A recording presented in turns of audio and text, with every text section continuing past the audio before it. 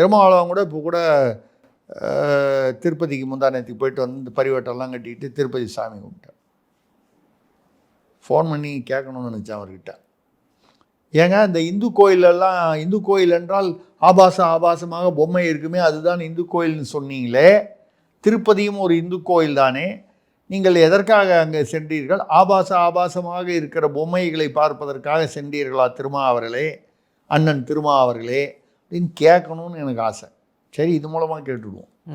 ஆக இவர் அனிதா அவர்கள், அவர் என்னென்னா இந்த அந்த சிக்கலில் மாட்டிக்கிட்டு இருக்கார், அந்த வழக்கு, அந்த சொத்து குவிப்பு, அந்த வழக்குலலாம் இது எந்த நேரமும் அவர் மேலே வந்து எஃப்ஐஆர் பதிவு சொல்ல வர்ற லிஸ்ட்டில் அவர் 3ல் வராரு. செந்தில் பாலாஜி, KN நேரு, அடுத்தது இவர் வராரு. இப்போ அண்ணனுக்கு வந்து நடுங்குது, நடுக்கமாக இருக்குது. செந்தில் பாலாஜிக்கு நடந்ததை நினைத்து பயப்படுகிறார், நடுக்கத்தில் இருக்கிறார்.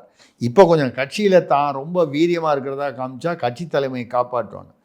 கட்சி தலைமையே கூறுக்குள்ளே போய் உட்காந்து மண்டையை உடச்சிக்கிட்டு இருக்கு, கட்சி தலைமையை என்ன எப்படி கொண்டு போகிறது என்னன்னு. அப்படி இருக்கும்போது இப்படியெல்லாம் வந்து இப்படிலாம் வீரம் பேசுகிறத விட பேசாமல் செந்தில் பாலாஜி மாதிரி ஆகாமல் இருக்கணும்னா நம்ம அனிதா ராதாகிருஷ்ணன் அவர்களுக்கு கொடுக்கக்கூடிய ஒரு நல்ல ஆலோசனை, டயப்பர் வாங்கி வச்சுங்க. ஆச்சி மசாலா, எந்த சமையலும் ருசி தேடும் ரகசியம், 20 ரூபாய்.